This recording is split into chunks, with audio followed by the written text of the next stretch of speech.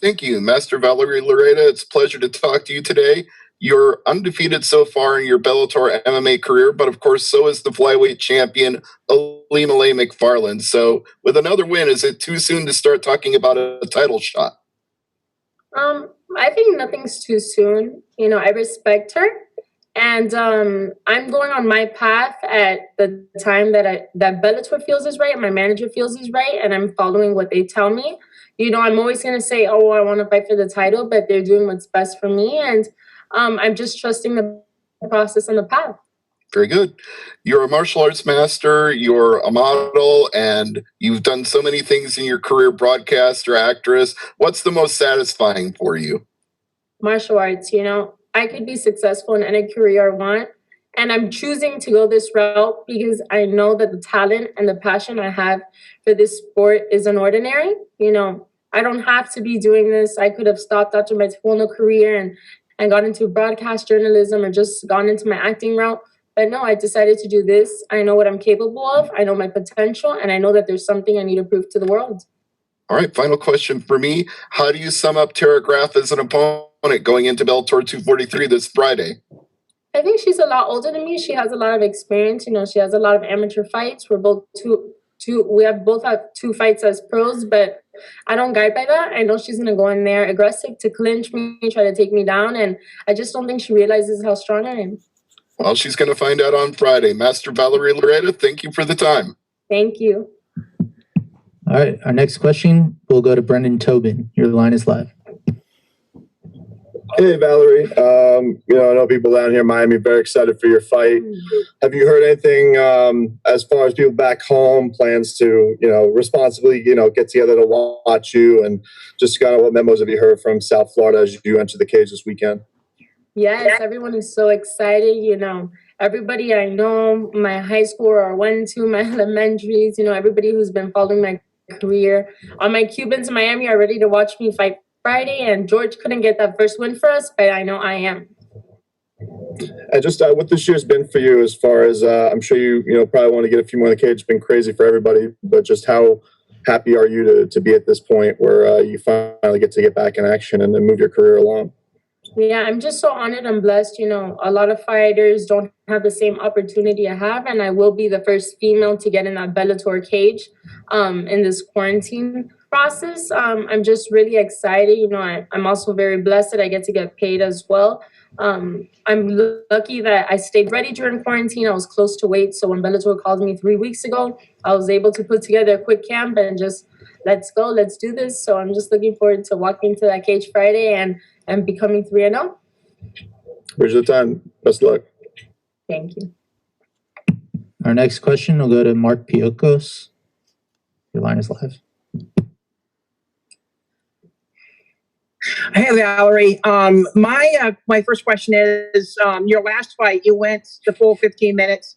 What was that experience like for you? And, what were some of the learning lessons you took from that fight? So my last fight, I was upset about it at first, but then I was grateful for it because it was 15 full minutes in a cage.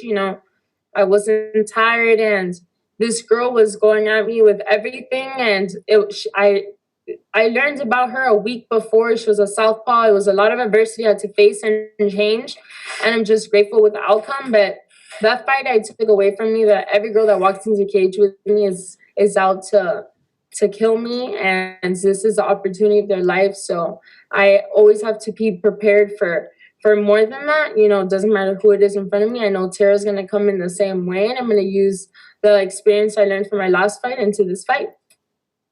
Now, going into this fight, it might be a little bit jarring that you may, there's no audience there, so obviously no crowd noise. You'll be able to hear your coaches more clearly. On the other hand, what's your expectations coming in to this fight, knowing that there's no crowd there and it's going to be somewhat quiet?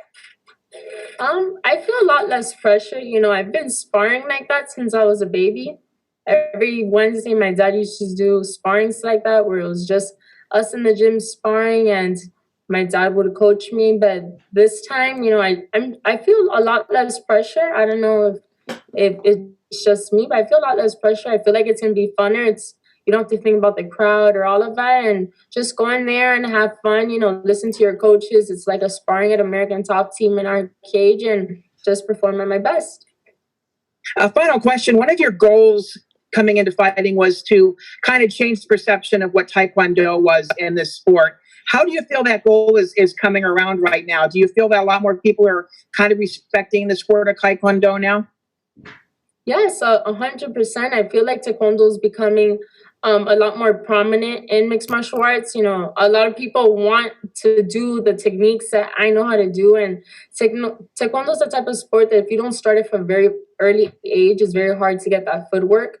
And I'm just blessed that I do have that. Taekwondo is a beautiful martial art, and it comes out of me naturally in the cage. A lot of things in Taekwondo you can't do in a cage, but a lot of things I've picked up and I use in my MMA. So I know exactly how to use my Taekwondo in the cage and show off on my pretty kicks and to knock someone out. Well, thanks a lot for your time, Valerie, and best of luck to you. Thank you. Our next question comes from Mark Zero Giannis.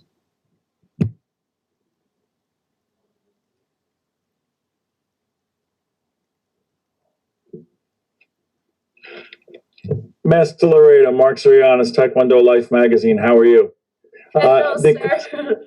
How are you, ma'am? The question for you is how this very difficult time during the pandemic, how did your Taekwondo training and your Taekwondo background help you to cope with the challenges of this unprecedented time? Well, the number one thing that I do have as a master in Taekwondo is my discipline and my respect. And I take that with me in life, and I take that with me in my MMA career. And I feel like the discipline that Taekwondo gave me, being a master and doing it my whole life, was able to help me cope with the adversity of quarantine, stay fit, stay close to my weight, keep my goal in mind, not lose track of myself, and stay ready for when Bellator calls me. Very good. Thank you. We look forward to seeing your performance on Friday night. Thank you, sir. Our next question goes to John Eric Polai. Valerie, how are you? Hello, how are you? Good. So, Valerie, my first question for you. It's been a little over a year since we've last seen you inside of the Bellator cage. Every fighter has a different take on ring rust. What's your opinion on it? Are you worried about it at all? No, just because I haven't been in the cage for a year, but I have been sparring like crazy at home, and I did Joanna's camp for that fight, and then quarantine happened. So I just think I've been doing this for so long. I really don't feel I don't feel like it's been a year. I feel like it's been like maybe 3 months since I last fought. I feel very fresh, and I don't think that's a worry going into this fight. Yeah, and then it's the last thing for me here. You just mentioned Joanna and Jacek. I know that you train with her. How has she helped you improve as a martial artist and working with her? Well, just seeing how we sparred together, but above anything, just seeing her mindset and why she is a champion. I share in common with Joanna more than I share with any other fighter in the world. I see myself in Joanna when she was younger, and she always tells me that if I stay focused, I'm going to be a champion. She sees the way I train. She sees how hard I work, and she sees how we have the same passion for the sport. We both cried together. And I just learned a lot from her from a championship mindset perspective. And, I'm looking to follow in her footsteps and her advice. Thanks, Valerie. Good luck. Thank you. Our next question comes from Gareth Davies. Good evening, Valerie, from London. This is London calling. Hello. Hi, buenas tardes. Buenas tardes. Buenas tardes, señora. I've got a kind of a question that is probably slightly irritating. I'm writing a column in my newspaper on Friday about we've got the first ever all British women's world title fight on Friday night in boxing. Yeah, Terry Belter Harper and Natasha Jonas. Natasha was in the Olympics in 2012. I covered both of their careers. Terry used to work in a chip shop, and now she stacks shelves in a supermarket as well as being a world champion. She's a beautiful person. There's been a few arguments back and forth in the last few days between Michaela Mayer, who you may know as well, the boxer, yeah, who was a USA 2016 Olympian, saying, if I want to put out, and I don't mean sexy, but if I want to put out pictures of myself in a bikini and market myself as hot, as beautiful, as well as being a fighter, you know, you do the same as well. Should we just be looking at that as legit because you're looking at the female form as well as looking at a fighter? So I don't do anything for social media. I do things for myself. For example, I am an extremely girly girl outside of the cage.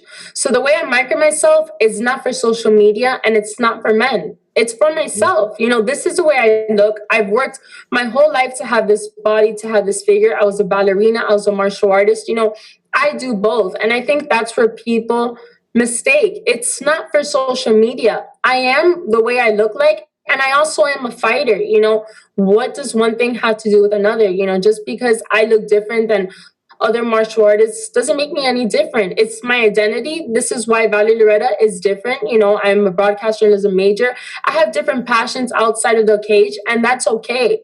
The way I am doesn't mean I market myself like that. It means I'm a normal girl who has an education outside of the cage, and that's what should be recognized. So it's systemic, like you say. It's the whole issue of people having an issue with it. It's just systemic, and it's nothing to do with individuals. Because it's just jealousy. It's just jealousy, and they're not educated in that aspect. They've never seen it before, and they can't handle it, but they will when they see me fight in the cage.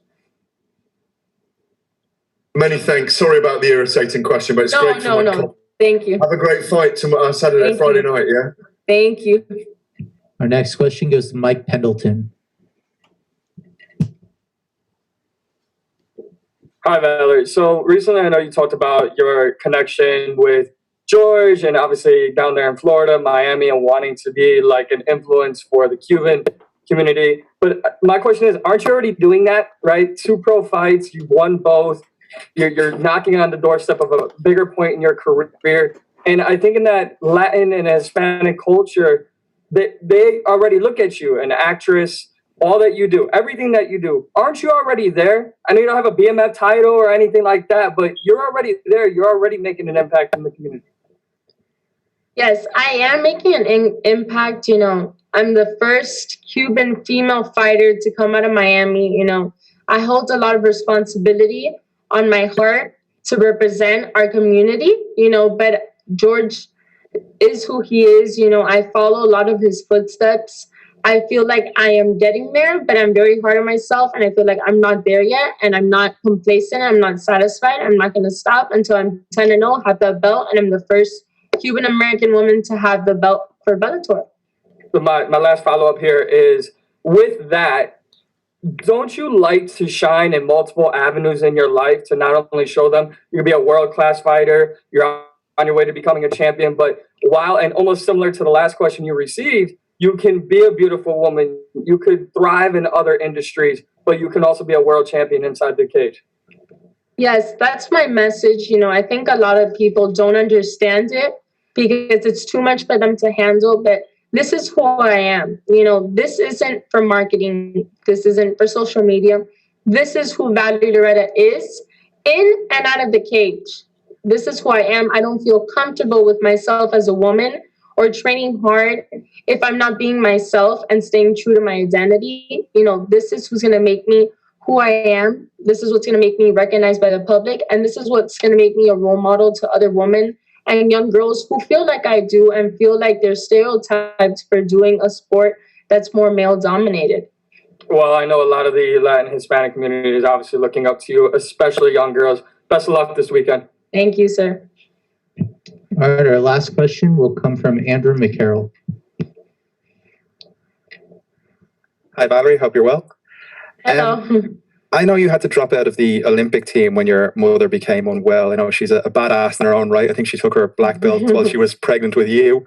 How big of an influence has she been on your career? And is that where you get your mental strength from? Well, my mom has 100% made me into the woman I am. My mother put it upon herself to keep me very feminine and give me a lot more aspects of life outside of Taekwondo because my dad was so narrowed into only Taekwondo. So my mom is the reason that I'm like this. My mom has styled me. My mom has taught me a dance since I was little. My mom has done my makeup. My mom is my image. My mom represents me. And when she got sick, you know, I learned a lot about myself and my mom. If she was able to survive something like that and fight that for me and my two sisters, you know, what is fighting in a cage and getting hit in the face? That's nothing really. When I saw my mom suffer the way she did, I know that my mom could beat that. I could beat anything, you know, it's in my blood. My mom did it for us. My mom survived that for me and my two sisters. And I promise you, I'm going to give my mom back and I'm going to change her life for the rest of our lives. We're going to be set for life because I'm doing this for my family and to prove to the world that we're special and my mom is the most special human being in the world. That's lovely. You were on a reality show there recently as well. Jorge Masvidal said that was kind of like the turning point in his career when he was in that. He found a renewed focus. Coming out of the back of that, have you found, you know, a different mindset going into this that you were able to do from competing in another event?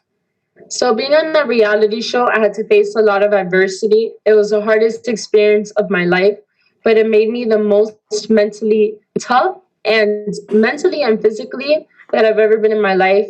I got off that show and I had to reevaluate a lot of things in a different perspective and what truly I wanted for myself, who I wanted around my life, and what route I was going to go in. So that show, just being away from social media, being away from the phone, being away from my family, being away from martial arts, being away from hot water, being away from coffee, everything I had on a daily basis just makes you so grateful for what you have. And it really just forces you to lay down and think all day when you're not filming, and it gives you a new focus, you know, and my focus was never lost. My focus was also always that I need to prove myself as a martial artist no matter what. I could be successful in any other career, but I need to prove myself as a martial artist. Something's telling me in my heart. I've sacrificed, I've cried, I've bled too much from when I was little to let this go. I had an extremely hard upbringing with my father as my grandmaster, and it's not going to go to waste. I'm going to use this to be great and show the world who I am. All right. Thank you very much, Valerie. Perfect. Appreciate your time. Thank you.